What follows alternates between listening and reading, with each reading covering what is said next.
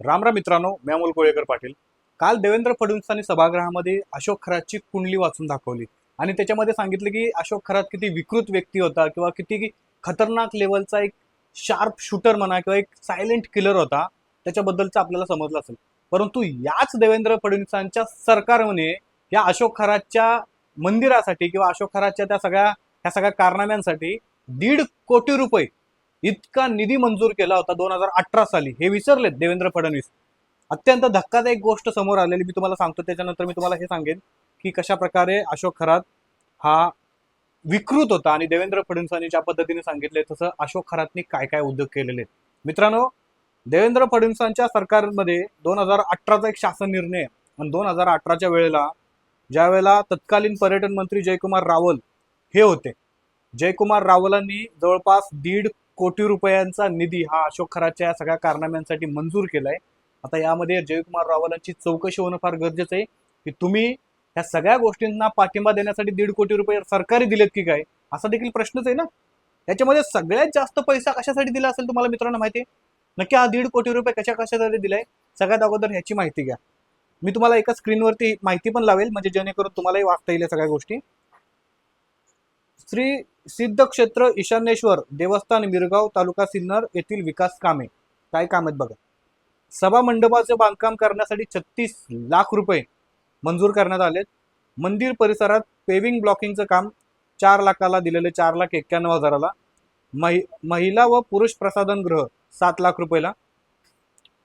Changing room, महिलांसाठी ज्या changing room असतात याच्यासाठी 13,36,000 रुपये इतका निधी हा जयकुमार रावल साहेबांनी दिलेला आहे आपल्या जेफ्री बाबाला. वाहनतळासाठी जवळपास 68,000 रुपयांचा खर्च आलाय. भक्त निवास बांधकाम 12 लाख. लँडस्केपिंग आणि गार्डनिंगसाठी 4 लाख. जीएसटी 18% 14 लाख रुपये झाले. विद्युतीकरण 11% 8 लाख आणि आकस्मिकता म्हणजे इमर्जन्सी फंडसाठी 4% 3,18,000 रुपये. असं टोटल मिळून 1,05,00,000 आणि प्लस 25 लाख रुपये वेगळे हे सार्वजनिक बांधकामाच्या विभागाच्या अंतर्गत येतं. असं टोटल मिळून 1.5 करोड रुपये अशोक खरातवरती खैरात ही देवेंद्र फडणवीसांच्या सरकारने केलेली. आता या सगळ्या गोष्टींचं देवेंद्र फडणवीस काय उत्तर देतात ते सगळं आपल्याला बघायला लागेल. दुसरी गोष्ट, एकनाथ शिंदे, श्रीकांत शिंदे, दीपक केसरकर हे सगळे ऑफिसमध्ये बसलेले आपण बघितलं असेल. त्यांचा फोटो व्हायरल झालेला. याचबरोबर एकनाथ शिंदे नक्की का त्यांना भेट घेतलेली हे एकनाथ शिंदे समोर काय येऊन बोलत नाहीयेत की माझी त्याची भेट झालेली. रुपाली चाकणकरांचा राजीनामा घ्यायलाच पाहिजे होता. कारण रुपाली चाकणकर महिला आयोगाच्या अध्यक्ष असताना रुपाली चाकणकर या अशोक खरात म्हणजे भोंदू बाबाच्या पार्टनर देखील होत्या. पार्टनर मी कशासाठी बोलतोय, कारण भोंदू बाबाच्या ट्रस्टवरती रुपाली चाकणकर होत्या म्हणून रुपाली चाकणकर या भोंदू बाबाच्या पार्टनर होत्या आपण असं म्हणतोय. रुपाली चाकणकरांचा राजीनामा घेतला चांगली गोष्ट आहे. अहो पण ज्या विखे पाटलांनी हे सगळं प्रकरण सुरू झाल्यानंतर अत्यंत गर्वानं छाती ठोकून सांगितलं की मी एवढ्या जवळ राहून माझा या बाबाचा कधी आयुष्यात संबंध नाही आला. या विखे पाटलांचे देखील फोटो व्हायरल झाले. तो बरं एका वेळेला हे विखे पाटील एकटे आहेत का, तर नाहीये. IAS ऑफिसर, IPS ऑफिसर आणि मोठमोठे सचिव या सगळ्यांनी मिळून विखे पाटलांची आणि यांची भेट घेतलेली. इतकंच नाही, विखे पाटलांनी अजूनपर्यंत समोरून सांगितलं नाही. इव्हन त्यांनी ही माहिती लपवली. सांगितलं की मी इतक्या जवळ राहतो, मी शिर्डीला राहतो आणि बाबा सिन्नरला आहे. इतकं सगळं असताना देखील, नाशिकला आहे, इतकं सगळं असताना देखील मी अजून त्या बाबाच्या भेटीला नाही गेलो. असं कसं काय होऊ शकतं?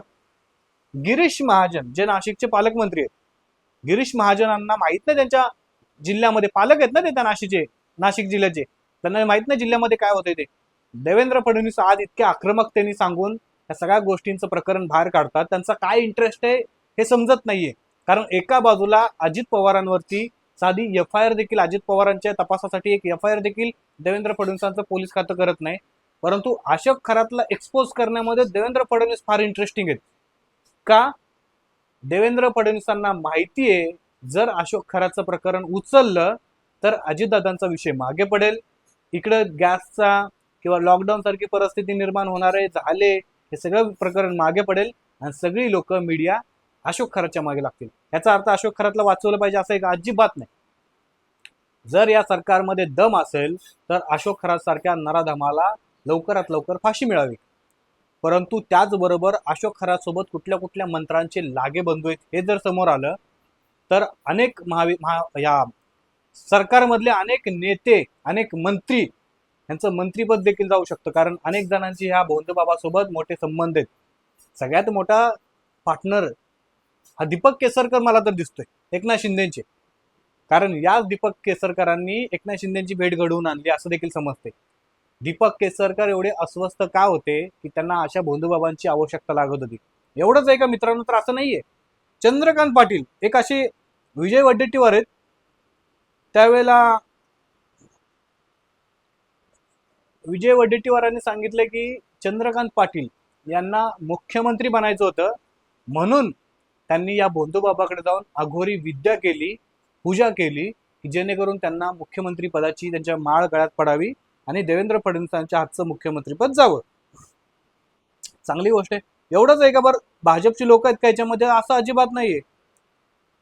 यामध्ये राष्ट्रवादीची लोक देखील भरपूर मोठ्या प्रमाणामध्ये आहेत. निलेश लंके, आज निलेश लंके एक चकार शब्द देखील काढत नाहीयेत, परंतु निलेश लंके ज्यावेळेला रुपाली चाकणकर या भोंदूबाबाचा जफरी बाबाचे पाय पुसताय त्याच वेळेला निलेश लंके देखील त्यांच्या बाजूला बसलेले आहेत. राष्ट्रवादीचे जयंत पाटील यांचा तर किती मोठ्या प्रमाणामध्ये संबंध आहे तुम्हाला सांगू का? गोपीनाथ पडळकरांनी ह्या सगळ्या गोष्टींचा उल्लेख केला देखील की हा जेफ्री बाबा भोंदूबाबा जयंत पाटलांच्या गावी 2 दिवस होता आणि त्यावेळेला त्यांच्या मुलासाठी कुठल्या कुठल्या प्रकारची अघोरी विद्या केली. खरं तर ह्या जेफ्री बाबाचं हे जे काही ओशनो जल असेल, एल्विश हनी असेल, हे राजकीय लोकांना एवढं का आवडत होतं त्याच्याबद्दल अजून माहित नाही आलं. ते समोर यायला पाहिजे की काय एवढ्या राजकीय लोकांना ह्या बाबाचं एल्विश हनी आणि ते ओशनो जल आवडत होतं. फार लाईन लागली होती या बाबाकडे. अरे तो मुतत होता तो ओशनो जेल मध्ये, मूत द्यायचा, मूत त्याच्यामध्ये वायग्रा कापूर बिपूर मिक्स करायचा आणि मूत म्हणून द्यायचा तो ओशनो जेल म्हणून. आणि ते एल्विश हानी ते काय वेगळं आहे का? अशाच प्रकारचं ते हानी, डुप्लिकेट हानी, कुठलं. अरे एवढी मूर्ख कशी काय जनता होती तिथे जाणारी बावळट लोक, त्यांना कागदाचा नाग बनवायचा हा बाबा, रिमोट वरती चालणारा, आणि रिमोट वरती ऑपरेट करून तो कागदाचा नाग तिथं नाचवून दाखवायचा. म्हणजे एकतर त्या ठिकाणी सगळ्यांना हिप्नोटाईज केलं जायचं किंवा कशा प्रकारे लोक तिथे जाऊन पागल व्हायची, वेडी व्हायची, ते त्या लोकांनाच माहिती. परंतु आत्ता अशी एक माहिती समोर येते की देवेंद्र फडणवीसांकडं ह्या अशोक खराचं प्रकरण आत्ता नव्हतं आलं, दिवाळीमध्ये आलं होतं पाठीमागच्या. मग दिवाळीनंतर आतापर्यंत देवेंद्र फडणवीसांनी का अनेक महिलांचं शोषण होऊ दिलं, या गोष्टीकडे देखील कुणी दुर्लक्ष करून चालणार नाही. कारण देवेंद्र फडणवीसांनी जर दिवाळीच्या अगोदर हे प्रकरण त्यांच्याकडे आलेलं तर त्यावेळेलाच कारवाई केली असती तर अनेक महिलांचं शोषण हे रोखता आलं असतं. परंतु तसं झालेलं नाहीये. त्यांनी राजकीय स्वार्थ बघितला. ज्या वेळेला त्या राजकारणामध्ये किंवा राज्यामध्ये कुठली गोष्ट अत्यंत महत्वाची, ती महत्वाची गोष्ट दाबण्यासाठी, जसं की अजितदादांचं इन्व्हेस्टिगेशनवरती होणारे प्रश्नचिन्ह, हे थांबवण्यासाठी, दुर्लक्ष करण्यासाठी खरात बाबाला बाहेर काढलंय की काय, अशा प्रकारचा त्या जनतेमध्ये संभ्रम निर्माण झालेला आहे. तुम्हाला काय वाटतं, अशोक खरातला का पाठीशी घातलं जाते? या सगळ्या प्रकरणामध्ये मुख्यमंत्र्यांकडनं का उशीर केला गेला? जर 15 मला वाटते डिसेंबर महिन्यामध्ये किंवा दिवाळीमध्ये हे प्रकरण जर देवेंद्र फडणवीसांकडे आलं असेल तर इतक्या दिवस त्यांनी का डिले केला? तुमचं म्हणणं काय ते कमेंट करून नक्की सांगा. बाकी आपल्या चॅनलला सबस्क्राईब नसेल केलं तर नक्की करा. जय शिवराय, जय शंभूराजे, जय मल्हार.